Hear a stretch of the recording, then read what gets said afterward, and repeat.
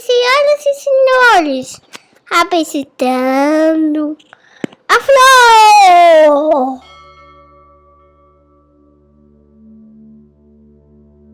Olá, eu sou Júlio Pompeu e este aqui é o episódio número 4 do Filô, nosso podcast de filosofia que sai toda terça-feira. Coloca aí na agenda para você não esquecer, para ouvir recém-gravado, sai quentinho do forno.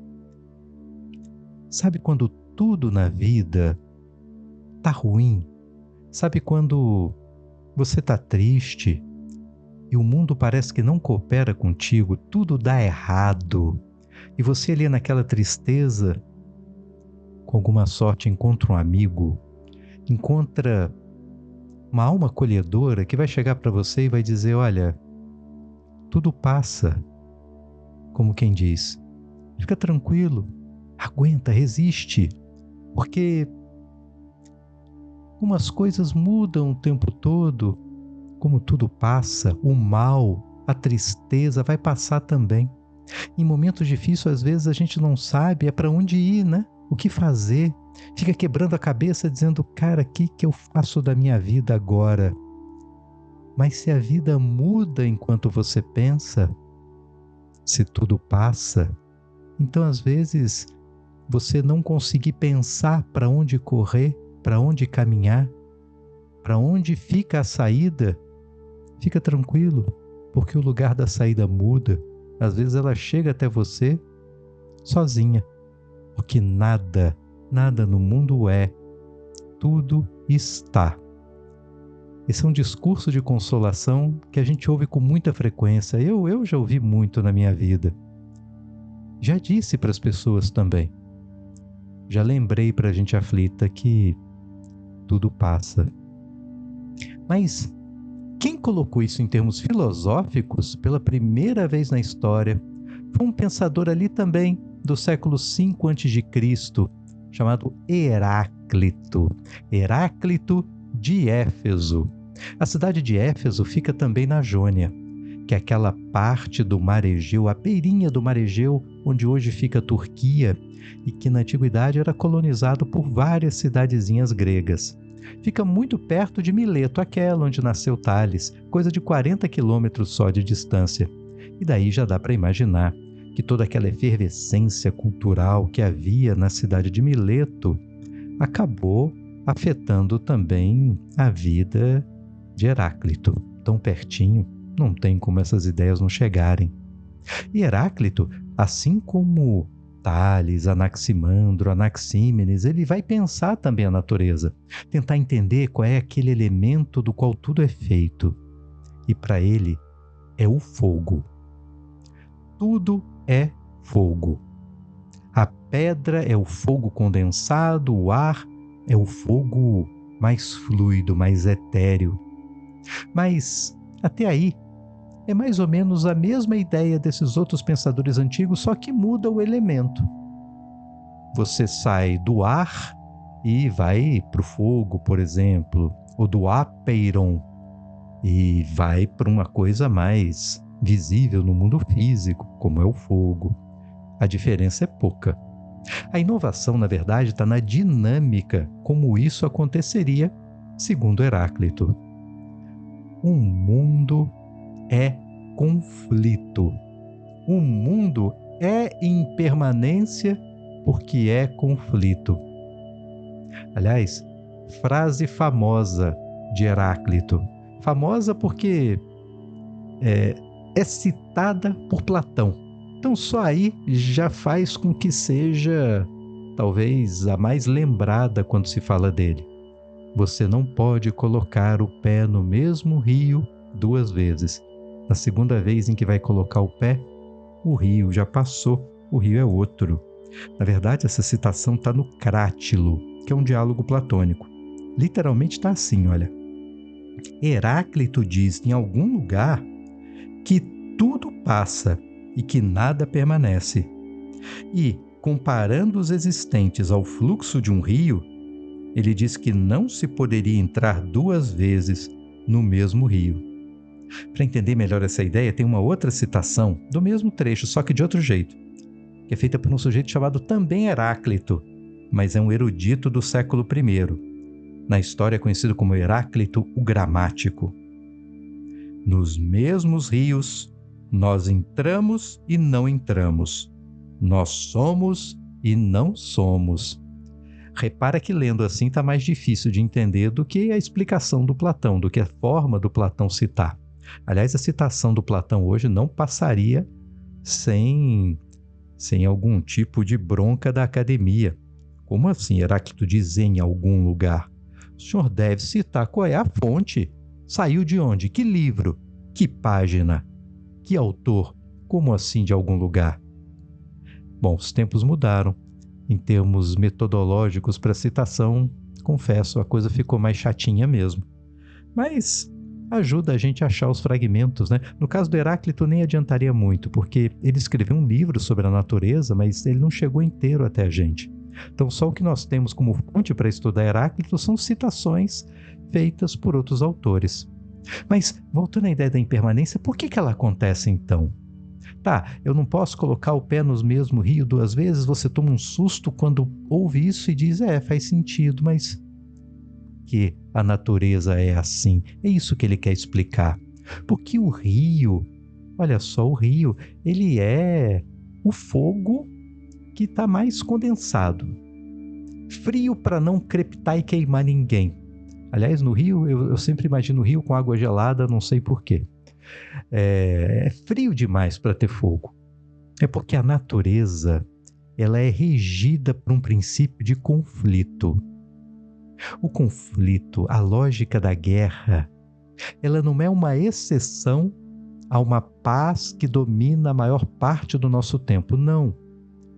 É como se não existisse paz, só há o conflito. O conflito entre duas forças antagônicas, dois opostos, que criam todas as coisas nesse encontro que é conflituoso, que é bélico. Não é um encontro de justa posição, de encaixe entre o fogo e a água, o quente e o frio. Esses 4 princípios, né? O fogo, a água, o quente, o frio, o condensado e o fluido, é desse jogo que as coisas todas vão surgindo, a pedra, os rios, as árvores, as pessoas, inclusive o tempo.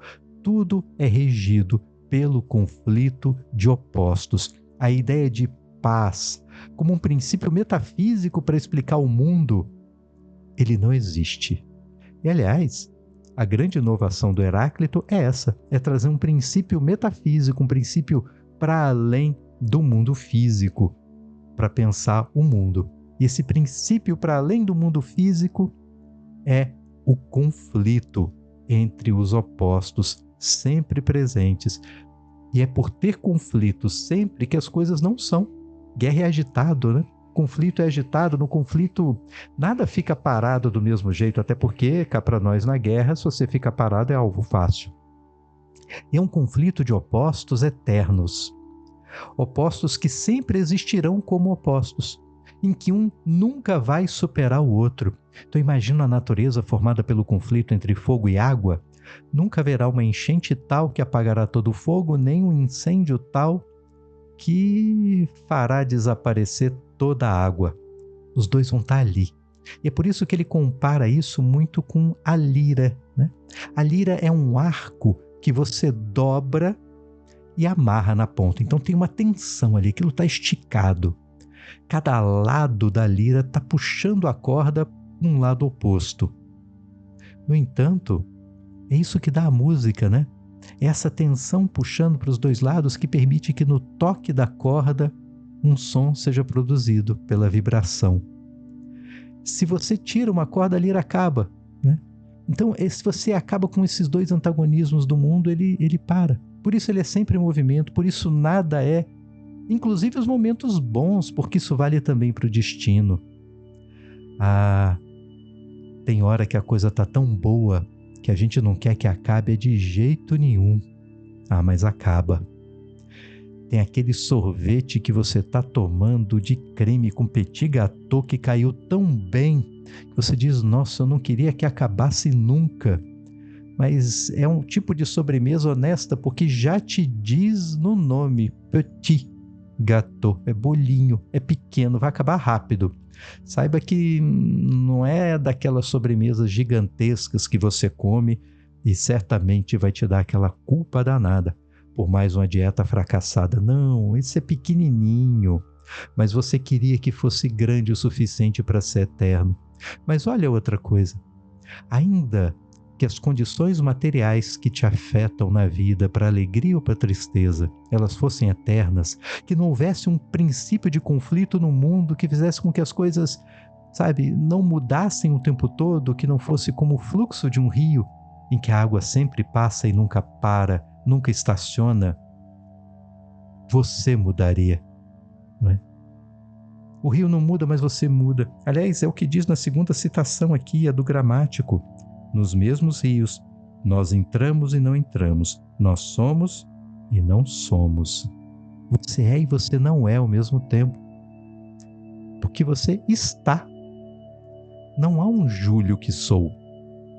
Há um Júlio que está. Eu estou de um jeito hoje. Estarei de outro jeito amanhã. De tal forma que mesmo que as condições materiais não mudassem em nada, que a natureza fosse puro imobilismo e estabilidade, eu mudo. E aquilo que estava bom e que está do mesmo jeito que estava ontem, já não é mais tão bom porque eu não sou mais o mesmo de ontem. E aquilo que eu achava legal, gostoso, agora já é enjoativo. Agora eu já não quero mais saber. A coisa mudou, percebe? Porque tudo é impermanência, inclusive você. Tudo mesmo. Inclusive o tempo. Mas essa impermanência que é causada por um princípio de conflito. Conflito a gente associa logo ao caos, né? A confusão. É que nem a guerra, a gente sabe muito bem como ela começa, mas como vai acabar ninguém tem como saber.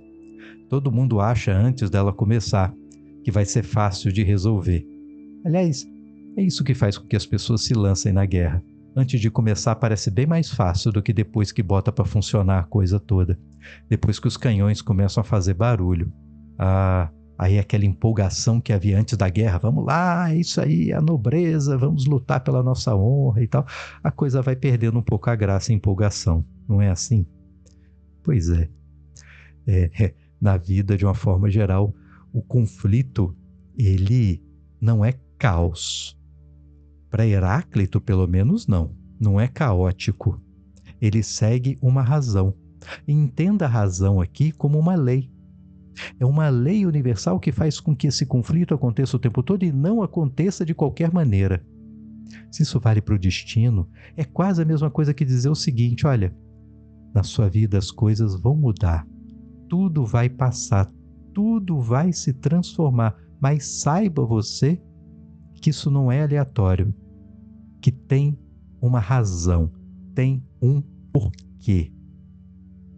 Autores religiosos, cristãos do século I para frente, vão ler essa razão que ordena as coisas, essa razão que dá um significado ao conflito, que o torna não só inteligível, porque é razão no sentido de, olha, dá para conhecer a natureza, dá para entender porque as coisas acontecem do jeito que acontecem.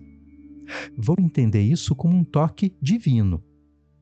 Mas o próprio Heráclito, ele era muito anti-religião. Ele achava que era só um ritual em torno de estátuas que não tinha nenhuma racionalidade, nenhum sentido, era pura perda de tempo. Ele não queria saber dos templos. Ele passava longe disso. Aliás, ele era um sujeito esquisitíssimo. Heráclito é um aristocrata. Ele vem de uma família nobre, de Éfeso, é herdeiro de uma grande fortuna, e como todo aristocrata, sabe aristocrata que não gosta de pobre? Não gosta dessa gente sem cultura. O Heráclito era um pouco pior do que isso, porque ele não gostava era de gente, ele não gostava muito das pessoas. Ele não era de ficar conversando com as pessoas nas ruas, que nem Sócrates fazia, interpelando pelo bem da cidade. Ele era quase monotônico e monossilábico quando alguém perguntava alguma coisa para ele. Às vezes respondia só com gestos, não queria conversa, não queria assunto. Gostava de criança. Como era um aristocrata, tinha dinheiro, e uma posição social garantida na cidade, e era o mais velho ainda, era o herdeiro de tudo. Quando chega o momento da herança, ele abre mão dela para o irmão mais novo. Eu não quero riqueza, eu não quero poder, para mim isso não interessa. Porque ele não queria também os deveres para com a polis. Eu ter que ir para a Ágora ficar discutindo coisas sobre a vida da cidade. Eu não quero essa porrinhação, não quero conversar com essa gentalha, sabe? Eu quero é ficar na minha, em paz. Deixa quieto. Esse é o Heráclito. Consta que ele teve uma decepção muito grande com a cidade quando afastaram um tirano, que seria um rei. E era uma pessoa tida como muito justa. E foi por isso que o afastaram, porque era justo demais, a tal ponto que aplicava a lei para todos, mesmo contra pessoas populares. E aí, veja só, vocês estão expulsando um sujeito da cidade, destronando, porque ele é justo? Ah, eu não quero ficar aqui no meio dessa galera, não. E Heráclito resolveu vazar. Foi viver fora da cidade, foi viver no isolamento, porque não queria muito papo com gente. Depois de um tempo ele teve que voltar, depois de alguns anos, vivendo no isolamento. Foi o período em que ele escreveu o livro dele, um tratado sobre a natureza, que, olha, não chegou até a gente, mas autores da antiguidade leram, pessoas mais próximas do tempo de Heráclito acabaram lendo, inclusive Platão, que aqui o cita, e Aristóteles também, dois nobres leitores da obra de Heráclito. Agora, o Aristóteles faz uma observação curiosa. Ele vai chamá-lo, junto com outros autores também, de Heráclito o Obscuro. Isso pelo seguinte, observações de Aristóteles. Olha, o que dá para entender do texto é brilhante. Agora, é uma pequena parte, a maioria, eu não entendo nada. Ele escreve muito mal. Ele não usa ponto. Você imagina um livro inteiro escrito sem ponto, sem parágrafo, mas não tem uma vírgula, não tem um ponto e vírgula, não tem um travessãozinho para ajudar, nada. É um texto confuso, confuso por ser mal escrito. E confuso também porque o próprio Aristóteles achou as ideias, apesar de mal escritas, assim, cara, eu não entendi.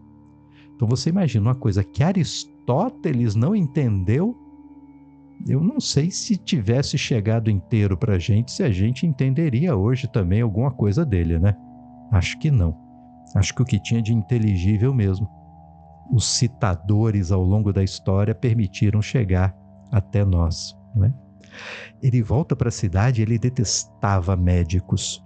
Ele dizia que médico era um sujeito que te furava, te queimava e ainda cobrava por isso, ainda tinha pachorra de querer ganhar dinheiro por isso, ver se pode. Ele começou a acumular muito líquido no corpo, foi inchando. O que exatamente provocou essa condição, eu não faço ideia, não sou médico. Mas o fato é que ele estava inchado de água, retendo líquido no corpo. E para piorar a situação dele, o mau humor, ele já estava há muito tempo longe, ele não gostava de gente, não gostava de médico. Então ele volta para a cidade, reencontra um monte de gente. E para ter com os médicos, então é um sujeito que está muito irritado. Para piorar a situação dele, ele acreditava que nesse jogo de forças opostas, o fogo é o bem e a água é o mal. Ele não gostava de água e está ali com o corpo repleto de água. Ele falava das pessoas más, ele chamava de espíritos encharcados, almas encharcadas. Está cheio da maldade líquida do mundo nele. Eu sei que os médicos não deram jeito e ele tentou resolver do jeito dele. Nos campos, fora da cidade, ele resolveu se cobrir, quase se enterrar com esterco quente de animais. É como se, se a água é a frieza e o mal, e o calor é o fogo e o bem, no esterco quente, talvez isso retirasse a água do corpo dele. Acho que o raciocínio foi esse. Ele se enterra lá no esterco quentinho e fedido, não se curou.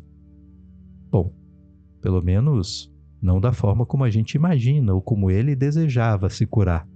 O que aconteceu foi que ele acabou sendo atacado, ali enterrado no meio de um monte de esterco, por cães selvagens.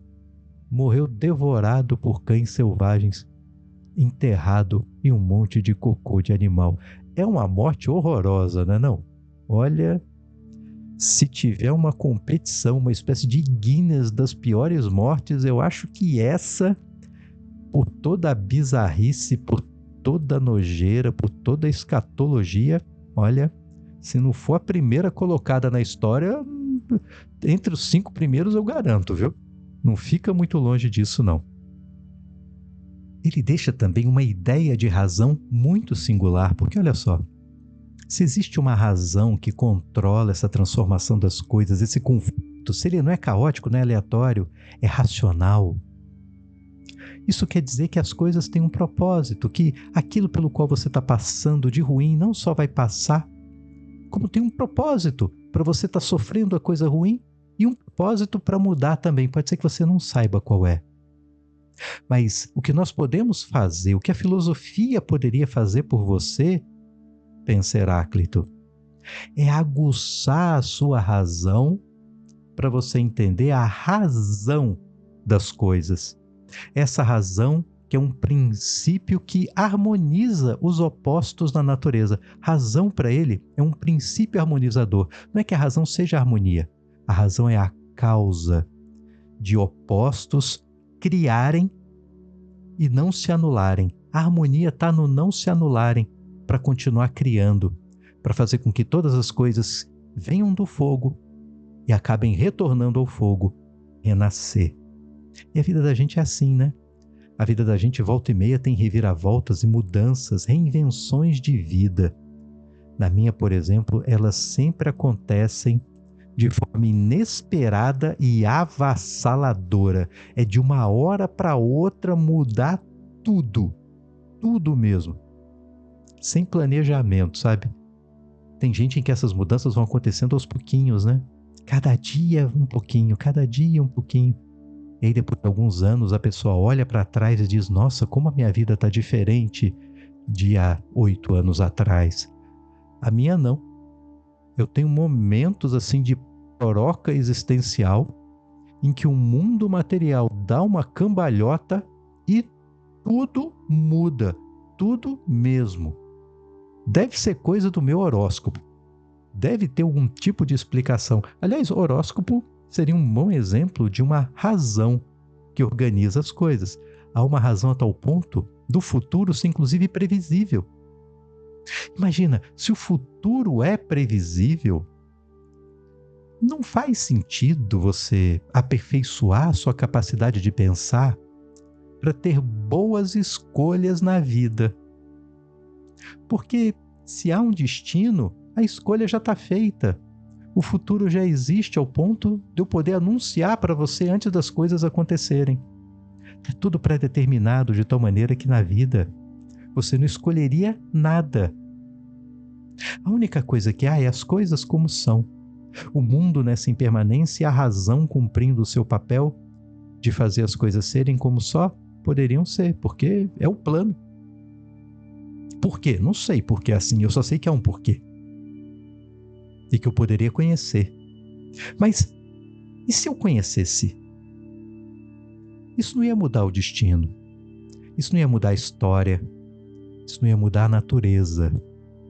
Mas ia me transformar. Porque Heráclito também ele vai apontar o seguinte, olha. A personalidade do homem é o seu demônio. Que demônio é esse que é a nossa personalidade? A personalidade aqui é a nossa capacidade de teimar com relação à natureza. É porque eu tenho a capacidade de pensar, mas eu posso pensar em conformidade com a natureza, aceitá-la, me render à natureza, ou posso achar que eu sou capaz de definir a razão da natureza, a razão da minha natureza, a razão do meu destino. E geralmente isso acontece nesses momentos de mudança, né? Uma vida que você gostava está se acabando e você não quer que acabe. E você está se agarrando a ela, mas não adianta porque tudo passa. Tudo passa, até a vida boa, até os momentos bons, até a sobremesa gostosa, tudo acaba. Mas depois vem outra que a gente não sabe qual é. E por isso não luta por ela, porque não sabe qual é. A que a gente tem agora, a gente luta, porque ela está aqui, a gente conhece. Mas conhecer a razão é ser capaz de entender essa movimentação dos opostos, entender o conflito, entender a lógica do conflito, ou, literalmente, a razão do conflito. Isso vai marcar tempos depois o estoicismo, o pensamento dos estoicos, que vão falar para você ter amor pelo destino, amor fati, amor pelo destino. Aqui ele diria entender a natureza, dá na mesma, dá exatamente na mesma. Mas há uma razão nossa com uma capacidade de pensar divorciada da natureza. Um autor que é do século II depois de Cristo, chamado Sexto Empírico. É um nome esquisito para burro, né? Porque tanto sexto quanto empírico para a gente não é nome, né? Mas enfim, é o nome próprio dele, Sexto Empírico. Ele vai fazer uma leitura curiosa da obra do Heráclito. Ele vai dizer o seguinte, ele vai falar dessas duas razões. E o Sexto Empírico era médico, então ele tenta dar uma explicação médica para essa razão. E vai dizer o seguinte, olha, tudo bem, todo homem é dotado de razão. Aliás, ele coloca isso como uma citação do próprio Heráclito. A razão aqui tem um significado, o logos aqui tem um significado de capacidade de pensar. Todos nós somos capazes de pensar. Agora, sabe aquele momento em que a gente dorme? Quando nós dormimos, dirá Sexto Empírico, é como se as janelas da alma se fechassem e a nossa alma perde o contato com uma razão comum. Uma razão que está além da nossa própria razão. Então, repare, ele vai falar de uma razão comum e de uma razão privada ou particular. Então, tem uma razão do eu acho, eu penso assim, é a minha ideia, e tem aquela razão que é aquilo com o qual todo mundo concorda. É uma razão compartilhada com muita gente. Para ele, a fonte dessa razão comum, para o Heráclito, a fonte dessa razão comum é a razão da natureza. É o logos como um princípio ordenador da natureza. E como nós humanos somos parte da natureza, nós conseguimos comungar, nós temos a capacidade de comungar com essa razão da natureza e entender a natureza. É isso que nos faz seres diferentes dos outros animais, que não conseguem ter essa comunhão. Mas o Sexto Empírico, no exemplo dele, vai dizer: há poros no corpo pelos quais a alma entra em contato com essa grande, alma universal. Que a nossa razão entre em contato com a razão universal. Mas quando a gente dorme, no sono os poros se fecham. E por isso nós perdemos a consciência. E por isso o nosso pensar durante o sono não é o mesmo. Não é o mesmo pensar de quando a gente está acordado, ligado nas coisas. Mas ao sonho, né? O sonho é porque a gente continua respirando enquanto dorme. Então o ar, a respiração, é o poro que resta de contato entre a razão que há em nós e a razão da natureza. Por isso a gente sonha, mas ao mesmo tempo é difícil lembrar, o sonho é confuso, porque não estão todos os poros abertos. Mas quando a gente acorda, aí o contato é pleno. E é aí que a gente consegue pensar de verdade, um pensar que te leva à verdade. Verdade que é a descoberta da razão da natureza, a razão da existência, a razão do destino. Não é legal? Ele dá um outro exemplo ainda, ele fala do carvão.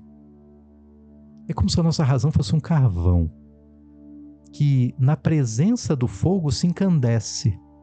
Então tem uma causa eficiente do pensamento, que não é só a nossa capacidade de pensar, é algo que está fora da gente, é a capacidade de ficar incandescente, virar brasa, crepitante, por se aproximar desse fogo, esse calor da natureza.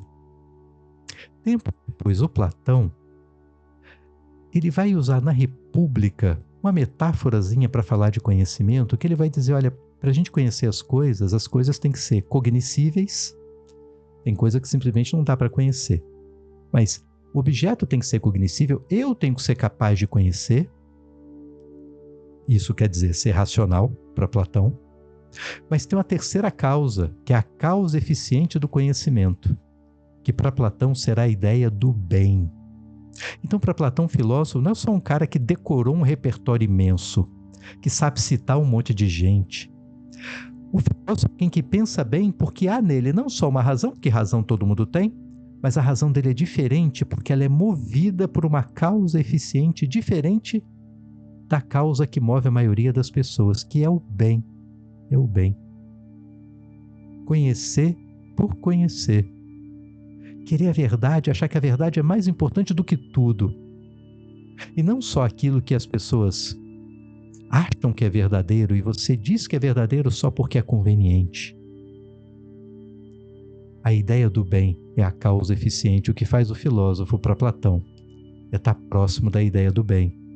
O Heráclito, muito antes de Platão, não fala da ideia do bem, mas fala de uma comunhão com algo maior do que você, em que não está nas relações interpessoais, porque não foi aí que Heráclito encontrou nada. Aliás, ele fugia delas como o diabo foge da cruz. Mas de fato parece que na vida a gente não pensa tão bem, seja para decidir o próximo passo, ou como Heráclito propunha, para aceitar as coisas como são e passar bem pelos momentos difíceis que passarão. A gente precisa de algo mais do que só o nosso ego, só essa personalidade egóica que é o demônio em cada um de nós. A gente precisa de algo maior do que a gente. Seja uma razão, seja a ideia do bem, seja a grandeza metafísica que você quiser. Mas só no ego, só na vaidade, eu não acredito que haja conhecimento, não. E estou bem acompanhado, porque Heráclito também acha que não dá, não é? Esse foi o nosso episódio do Filô. E não perca, próxima terça-feira, toda terça-feira, um episódio novo. Até lá. Tchau, tchau.